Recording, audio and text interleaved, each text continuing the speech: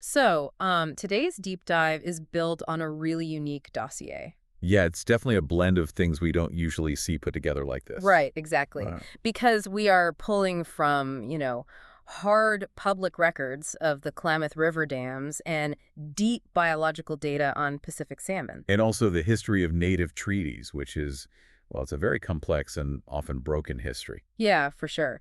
But to really understand this massive ideological shift, I mean, the shift that led a whole civilization to fundamentally break a river ecosystem, we have to start with something intensely personal. Right, we have to start with your memory. Yeah. So I need you, the listener, to just picture me. I'm maybe 8 or 9 years old. So this would be, what, the late 1950s? Yeah, late 50s, or maybe the very early 1960s. Mm. And I am walking up this drainage called Jenny Creek. Up in the Klamath country, right? Exactly. It's a crisp, cool autumn mid-morning, and high above me, up on these towering basalt ridges, my father is out with his hunting party. They were glassing the draws for deer, I think you said. Yeah, exactly. But down below, in the creek bed, it's just me. Mm-hmm. And I am, incredibly thirsty from the hike. Which is pretty normal for an 8-year-old on a hike. Right. So I kneel down at the edge of the stream to fill this simple aluminum drinking cup we had. But as I lower the cup to the surface, I realize I actually can't just dip it in. Wait, why not? Because the water is just so completely packed with salmon. Wow, just wall-to-wall fish. Literally, these dark, spent, single-minded spawning salmon. Just these massive fish shouldering their way upstream side by side. And they are entirely focused on dying exactly where they were born. Yes, entirely. And it's so dense that I actually have to pause. I mean, I have to actively hunt for a tiny patch of open water. Just to get a drink. Yeah, just looking for a few inches of clearance to dip my cup without scooping up a living fish. I want you, the listener, to just sit in that image for a moment. Just picture the sheer density of life required for a boy to have to physically maneuver around fish just to get a cup of water. It's wild to think about now. It is. I mean, we are talking about a biological reality that seems completely alien to us today. It all sounds mythical to our modern sensibilities. Yeah, but to me, in that specific time and place, it was just ordinary. Right, that staggering abundance was literally just the baseline reality of the Klamath Basin. And that contrast between my ordinary Tuesday in the late 1950s and the vanished world we see today, that's the exact entry point for our mission today. So we are tracing the journey of a society that could look at a free-flowing, living river, right? A river brimming with that level of vitality. And somehow diagnose it as broken, or, well, at the very least, unfinished. Exactly. It is the story of how the immense natural wealth of the American West was just fundamentally redefined by a completely different set of values. Okay, let's unpack this, because I think people hear salmon conservation, and they picture this modern kind of sterile debate over water rights. Yeah, or endangered species lists, that kind of thing. Right. But to really grasp what was lost, we have to look at the mechanics of the world that existed before millions of tons of concrete were poured into the Klamath Basin. So let's talk about the setting of this memory. Jenny Creek. Yeah, it's a roughly 22-mile tributary of the Klamath River. Runs south out of Oregon and down into California. And the fish you were fighting for a cup of water, those were Chinook salmon. Yeah. But they weren't just like swimming around. They were engaged in this incredibly brutal, final biological act. Which is fascinating because the Chinook salmon are these extraordinary creatures. Their entire existence basically operates as a massive nutrient transfer system. Because they're anadromous, right? Right. Anadromous meaning they hatch in fresh water, like in the gravel beds, a place like Jenny Creek, and then they migrate hundreds of miles out to the ocean. Out into the Pacific. Exactly. And out there, they spend the majority of their adult lives growing massive on this highly rich marine food web. So they're accumulating all this ocean nitrogen, ocean carbon, phosphorus, all that. Yes, all of it. And then, driven by this homing instinct that relies on geomagnetic imprinting and this highly evolved olfactory sense, they return to the exact same freshwater rivers to reproduce. And because they are semmelperous, it is literally a one-way trip. A one-way trip to die. Yeah. Their entire biological purpose is to reach that gravel bed, spawn, and literally rot alive. It sounds harsh, but they actually stop eating entirely the moment they hit fresh water. Wait, they don't eat it all on the way up? Not at all. Their digestive tracts actually begin to shrink to make room for reproductive organs. Wow. So they're just burning every single ounce of stored marine energy. Exactly. Just to push against the current leap up waterfalls, evade predators, and Yeah. navigate back to their precise birthplace. So by the time I saw them in Jenny Creek, they were essentially ghosts. Yeah, they spawn, and then they die. But that death is actually the engine of the entire regional ecosystem. Right, because they are effectively a biological conveyor belt moving marine nutrients directly into the timberline. Exactly. Their decaying bodies feed the bears, the eagles, the macroinvertebrates in the stream. And ultimately, like, the root systems of the very forests that shade the streams to keep the water cool for the next generation of salmon. It is a profoundly efficient closed-loop system. You know, that concept of a closed loop, of that profound frugality, it really resonates with how I remember those autumns. How so? Well, it wasn't just happening in the water, it was mirrored in my own family's relationship with that land. With the hunting trips and everything. Yeah.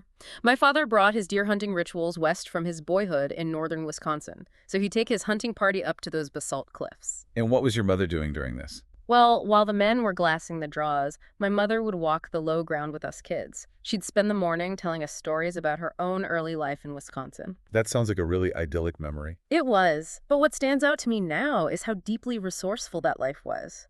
Like, when my father was successful on the ridge, the deer didn't just become meat for the freezer. What else did you use it for?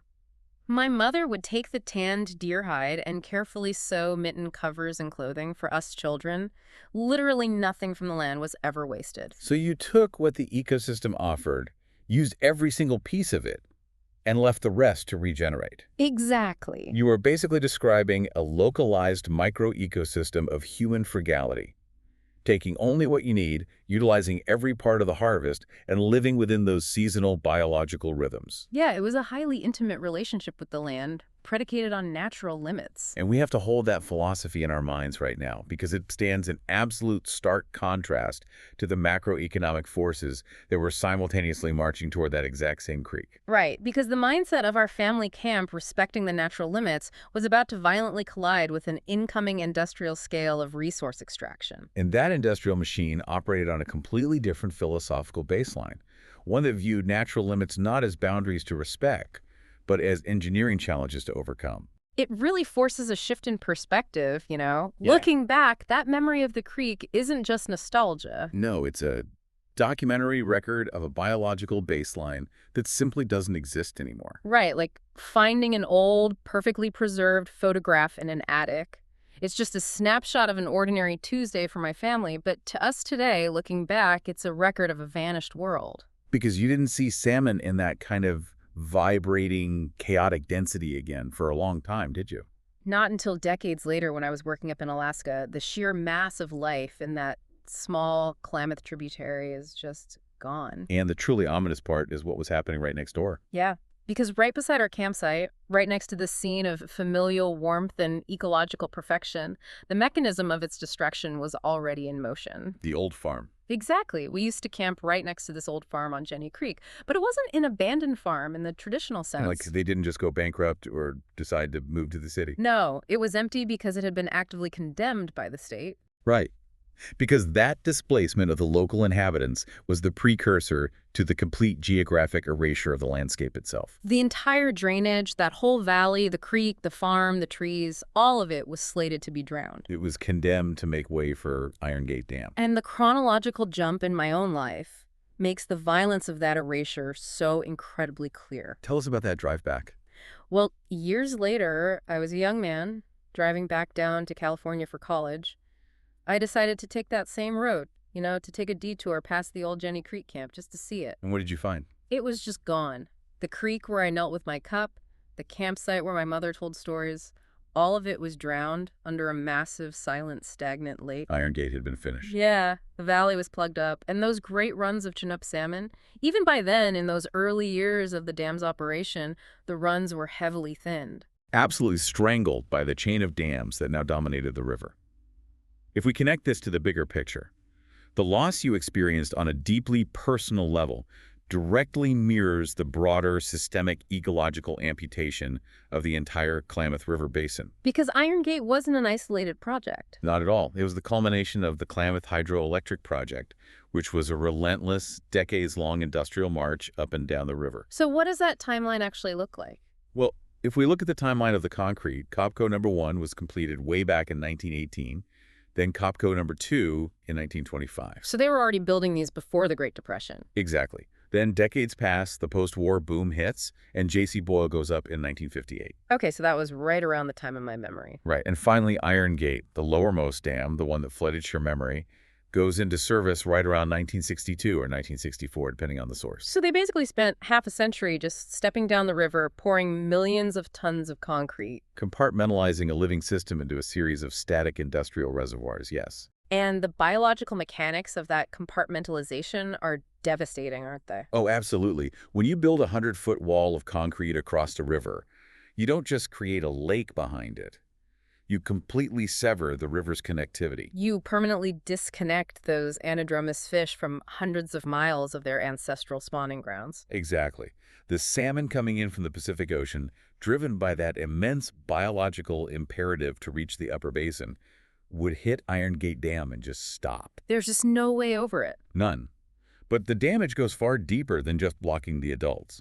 A dam fundamentally alters the hydrology and temperature of the water downstream. Right, because it's not just a wall, it's like a massive thermal sink. Precisely, because rivers are dynamic. They flow, they tumble over rocks, they oxygenate, they carry cold water from snowpack down to the ocean. And when you stop that flow and pull it into a massive, wide, shallow reservoir... Like the one that covered your campsite, yeah. The water just bakes in the summer sun. The temperature of the river downstream of the dam skyrockets.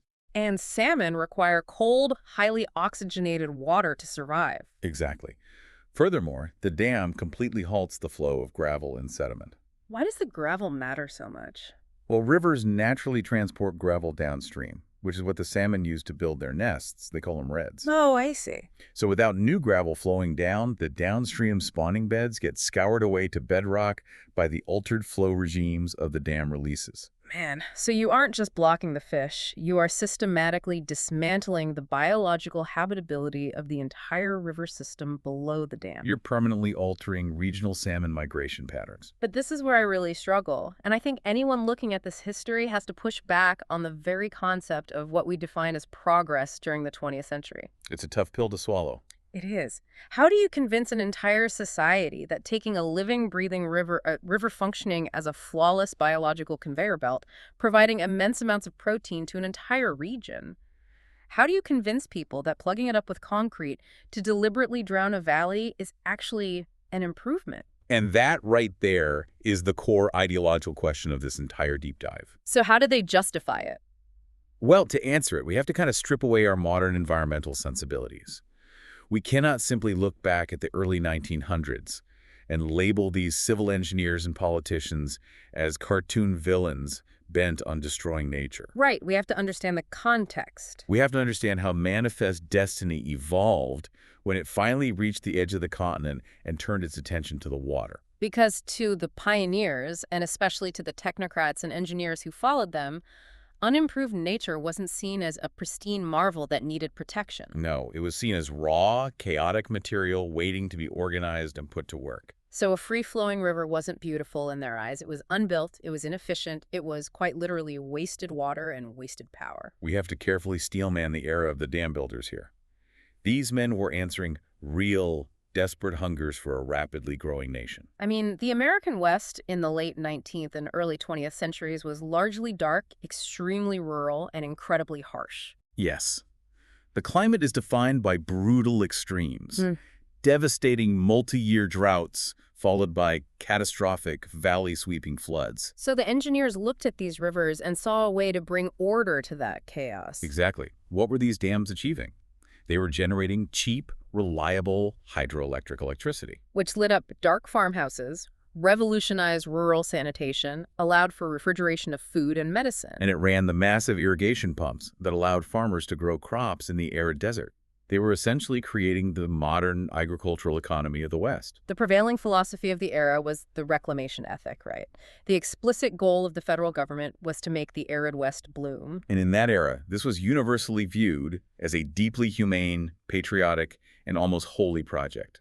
To dam a river was not to destroy it. To dam a river was to finish it. So inside that cultural mindset, leaving a river to just flow into the ocean was almost a dereliction of duty. Exactly. It's like they looked at the Klamath River the way a mechanic might look at a massive 1,000-horsepower engine left idling in a driveway all night. That's a great analogy. To the engineers, all that kinetic energy, millions of gallons of water rushing downhill from the Cascades to the Pacific, was just burning gas for no reason until you put it in gear. They saw potential head, flow rates, and hydroelectric voltage just draining uselessly away. While I, as an 8-year-old boy, saw a miracle of biology and abundance in those salmon, the engineers standing on the exact same bank saw raw, untapped industrial potential that was being shamefully squandered by gravity. The idling engine is a potent way to understand their frustration. They felt a moral obligation to attach a transmission to that engine and put that energy to work. Because manifest destiny wasn't just about claiming territory on a map. No, it was about subjugating the natural world to human utility. Unused natural abundance, even a river choked with salmon, was viewed as a failure of engineering if it wasn't generating megawattage or watering a crop. So what does this all mean for us now? We can understand their motivations. We can acknowledge that they were trying to build a safe, prosperous society in a harsh landscape. But there is a glaring, massive historical blind spot here that we absolutely have to interrogate. Because it's not like these engineers were operating in a total vacuum of information regarding the biological consequences of dams. Oh, not at all. They actually had ample, devastating warning about the exact consequences of what they were doing to the anadromous fish, but they actively chose to look the other way. This brings us to a crucial piece of the dossier, the ignored Atlantic lesson. This is fascinating stuff. It is. This is where the history shifts from a narrative of well-intentioned progress into a much darker territory of willful ignorance. Because this happened a full century before the Western hydroelectric boom, right? Exactly. Decades before anyone even surveyed the site for Copco No. 1 or Iron Gate, the Atlantic seaboard of the United States had already systematically killed off its own phenomenal salmon rivers. We're talking about the 1800s here. New England, the cradle of the American Industrial Revolution. Yes.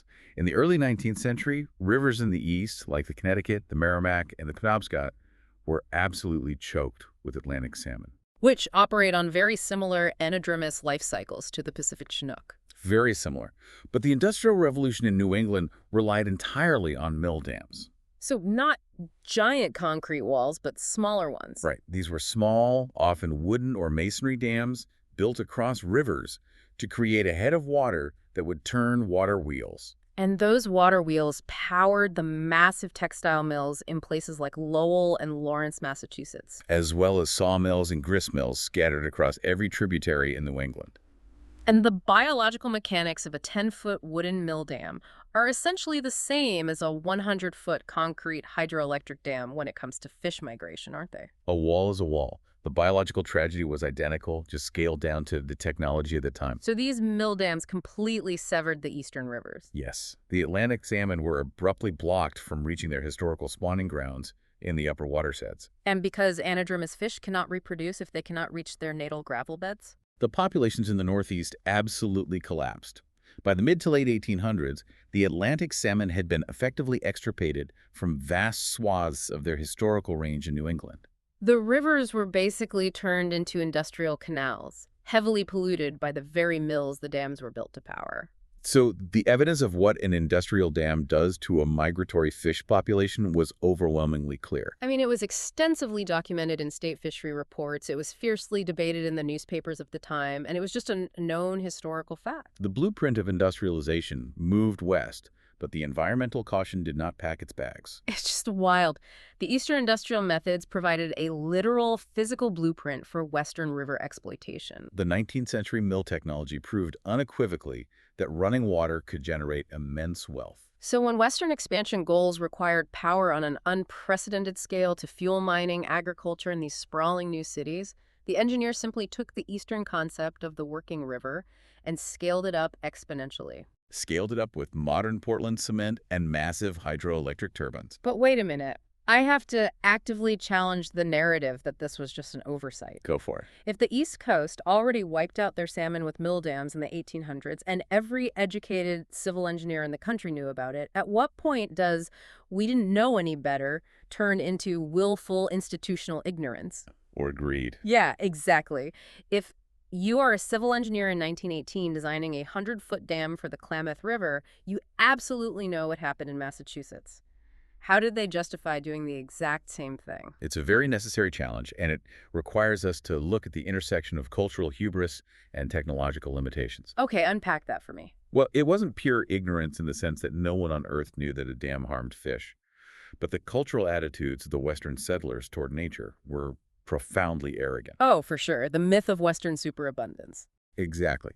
When early explorers and engineers looked at the Pacific salmon runs that numbered in the tens of millions across the Columbia, the Sacramento, and the Klamath basins, they genuinely believed the resource was so vast, so infinite, that it was practically inexhaustible. They looked at the ruins of the eastern rivers and essentially argued that won't happen here because our rivers are bigger and our fish are more plentiful. Right, it's the classic pioneer delusion.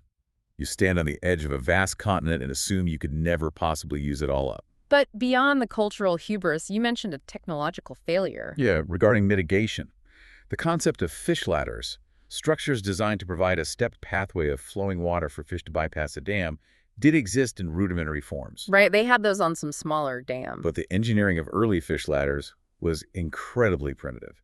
Designing a functional hydraulic bypass for a 10-foot New England mill dam is one thing. Designing a fish ladder for a 100-foot or 200-foot sheer concrete drop in a massive western canyon is a whole different ballgame. At that time, it was hydraulically impossible. The pressure differentials, the flow rates, the sheer physics of creating a navigable path up a 100-foot wall of water completely baffled early 20th century engineers. So they essentially built the dams knowing they couldn't get the fish over them and just decided the electricity was worth the sacrifice of the biology. The hunger for expansion was so loud it drowned out the history of the Atlantic salmon. The economic calculus of the era was entirely one-sided. Because the megawatts of power, the acres of irrigated farmland, and the property values protected by flood control could all be easily quantified on a balance sheet. While the biological value of a salmon run, or the ecological value of a free-flowing river, had no corresponding metric in the economic models of the 1920s. Furthermore, the philosophical concept that a river had a right to run, Or that a non-human species had an intrinsic right to exist independent of its utility to modern industrial society. that simply did not exist in the common vocabulary of the planners and politicians making these decisions. It didn't. It's astounding. They took a proven formula for ecological devastation, scaled it up by a factor of 10, and implemented it across the entire American West because the economic incentives were just too massive to ignore. But the tragedy of these ignored ecological lessons is actually compounded by another set of ignored realities. Right, because it wasn't just biology and history that got paved over by the Klamath hydroelectric project. No, it was the fundamental legal rights of the people who had lived alongside those salmon for millennia. This is perhaps the most legally and morally complex piece of the dossier. We have to introduce the native nations of the Klamath Basin. Primarily the Yurok, the Karuk, the Hoopa Valley, and the Klamath tribes. For thousands of years, these nations relied on the salmon not just for physical sustenance, but as the absolute core of their culture, their religious practices, and their traditional economy. The salmon are as foundational to their societal structure as agriculture is to Western civilization. And starting in 1855, the United States government signed binding treaties with these tribes. And we need to be very specific about the nature of these treaties. These weren't just vague, informal promises or handshakes. Right, this is federal Indian law. Exactly. The treaties legally reserved the tribe's rights to take fish at their usual and accustomed places. That specific legal phrasing is critical. It is. It was a federal legal framework ratified by the United States Senate meant to protect their access to the river's biological abundance in perpetuity. And under the Supremacy Clause of the United States Constitution, treaties are the supreme law of the land, superseding state laws and local regulations. So on paper, it's ironclad. But then, a few decades later, the state of California, the federal government, and private power companies team up to build massive concrete walls across the river that physically eliminate the salmon. Yep.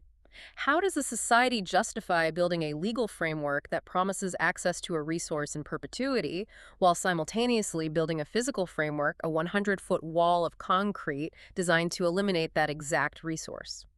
How exactly did regional engineering boards legally bypass a federal treaty? The mechanics of this dispossession are literally a masterclass in bureaucratic stonewalling and the weaponization of infrastructure. Explain that. Well, Colonial legal frameworks and the relentless march of industrial development systematically overlooked and overrode these established native fishing rights in practice, if not in explicit legal ruling. So the government didn't officially revoke the treaties. No, they simply made them physically impossible to exercise. It's a loophole made of concrete.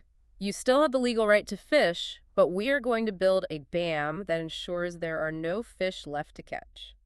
The legal friction often came down to the tension between federal treaty obligations and the Federal Power Act, which granted licenses for hydroelectric projects based on a broad interpretation of public interest. And I'm guessing public interest wasn't defined by the tribes. Not at all.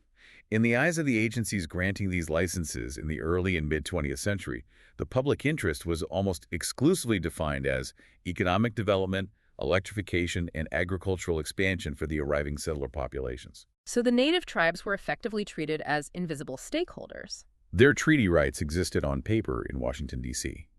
But on the ground in the Klamath Basin, regional engineering policies poured millions of tons of concrete over them. It is a staggering contradiction. You have a society justifying its expansion through the rigid application of property law and contracts, yet simultaneously building a physical framework designed to physically nullify a supreme legal contract it had already signed. When Iron Gate Dam blocked the salmon from reaching the upper basin, it didn't just alter a watershed.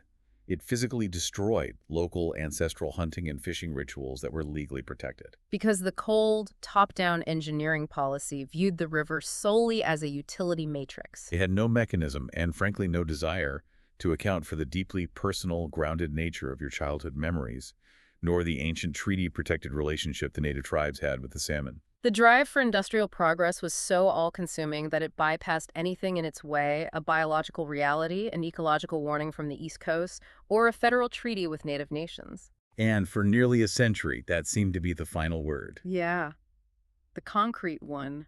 Those walls seemed as permanent as the mountains themselves. I mean, when I drove past that reservoir as a college student, looking at the water that had drowned my father's hunting camp, Iron Gate Dam looked like it was going to be there for 1,000 years. It looked like an immovable monument to a very specific type of progress. But history, like a river, rarely stays static. And the permanence of infrastructure is often an illusion. Which brings us to the chronological conclusion of our dossier. Jumping from the historical trauma of the 19th and 20th centuries to the modern day specifically, the years 2023 and 2024. Because those immovable monuments to progress are no longer immovable, they are coming down. This is where the story pivots from a tragedy of industrial hubris into something entirely unprecedented. Here's where it gets really interesting for you listening. We are living in a rare, remarkable moment where an ecological tragedy of this scale is actually being actively reversed in our lifetimes. We are witnessing the physical unbuilding of the Klamath hydroelectric project. The removal of the 4 lower Klamath dams. Copco number 2, Copco number 1, J.C. Boyle, and Iron Gate. This is not just a local environmental cleanup project. It is the largest dam removal project in world history. We are talking about dismantling infrastructure on a scale that was previously thought impossible to reverse. And the most compelling part of this modern era is who actually forced this unbuilding to happen. Because the government didn't just wake up one day and decide to do the right thing for the salmon. No, the catalyst for this monumental shift is the most profound reversal in the entire story.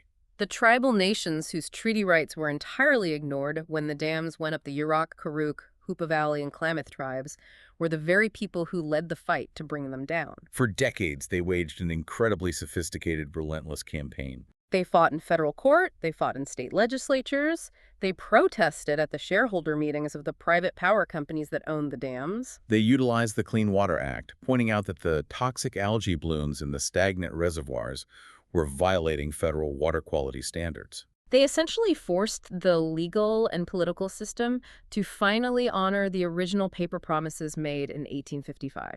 What's fascinating here is it is a masterclass in resilience. They took the very legal frameworks that were used to dispossess them and weaponized them to dismantle the physical infrastructure of that dispossession. But the sheer engineering mechanics of taking down millions of tons of concrete is mind-boggling. You don't just, blow it up with dynamite. You can't. You have to carefully unchoke a river that has been suffocating behind a wall for a century. So how do you actually do it? Well, the physical process of letting a river heal is incredibly delicate and chaotic. Behind those four dams were millions of cubic yards of accumulated sediment. Just a century's worth of mud, dead algae, and trapped organic matter. Exactly. The engineering challenge wasn't just breaking the concrete, it was managing the release of that sediment so it didn't completely suffocate the river downstream all at once. So they had to slowly draw down the reservoirs. Right. Drill tunnels through the base of the dams to let the river find its natural channel again, and then carefully, physically dismantle the concrete structures piece by piece. And what happens to the ecosystem when you finally pull the plug on a century of industrial stagnation? We so often think of environmental damage as a one-way street, a bell that can't be unrung. But the biological resilience of the system is astonishing. The moment the water began flowing unimpeded from the upper basin all the way to the Pacific, the river began to immediately reassert its natural hydrology. It began cutting through the century of accumulated sediment, carving out its old historical channel. And the salmon, driven by that ancient, unyielding biological imperative, are already returning. After a century of being trapped behind cold industrial infrastructure, the biological conveyor belt is turning back on. The anadromous fish finally have access to hundreds of miles of their ancestral spawning grounds for the first time in generations. And if we zoom in on the specific geography of my childhood, the removal of the Iron Gate Dam means that Jenny Creek, The very site of your father's hunting camp, the place where you fought the salmon for a cup of water. that valley is slowly being undrowned. The massive stagnant lake is gone. The river is cutting its old channel through the mud. The sun is hitting the bottom of that valley for the first time since the early 1960s. It's breathing again. It connects the massive geopolitical scale of modern environmental policy directly back to the quiet intimacy of your opening memory. The physical loss I felt as a young man driving past that lake is actively being undone in real time. The connectivity of the river is restored. The landscape is being reclaimed by the biology that originally defined it. It really forces you to step back and look at the massive, sweeping historical arc we've just explored today. We started with a boy fighting an impossible density of salmon just to get a drink of water, a snapshot of a profoundly frugal, naturally abundant world. We traced how that vibrant ecosystem was completely overlaid by the industrial conquest fueled by manifest destiny. We looked at how the engineers and planners of the West looked at a living river and saw only wasted kinetic energy, entirely ignoring the tragic, undeniable warnings of the Atlantic seaboard's mill dams from a century prior. We examined the dark legal mechanics of how solemn federal treaties were paved over with concrete to serve the economic interests of the settler state. And finally, we arrived at this historic, unprecedented undamming of the Klamath. And as we conclude, we must reiterate the even-handed thesis of our exploration.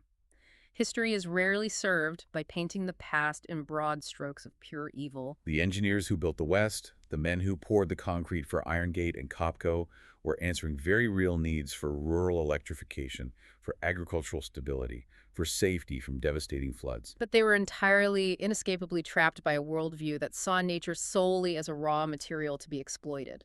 And they lacked the ecological vocabulary to understand the permanent damage they were inflicting. They succeeded brilliantly in their engineering goals, but the biological and cultural costs were profoundly misunderstood and miscalculated. And while the dams are literally being dismantled as we speak, the story of the river's recovery is just beginning. The drowned campsite of your youth, now seeing the sun again after 60 years in the dark, remains a powerful symbol of what was sacrificed in the name of 20th century progress and what it takes to fight to get it back. It's a story of reclamation, but a totally different kind of reclamation than the Bureau of Reclamation ever intended. It is the reclamation of biology over industry. And that leaves us with a final concept to mull over, a thought for you, the listener, to take with you long after you finish this deep dive.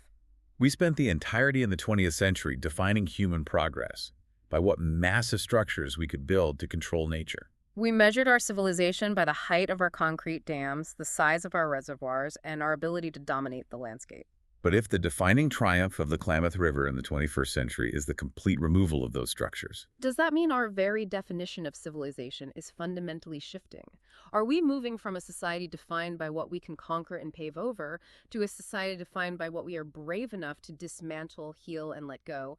I want you to look around your own city today. Look at the highways, the culverts, the concrete channels. What other permanent monuments to progress are sitting out there right now, just waiting for a future generation to carefully take them apart?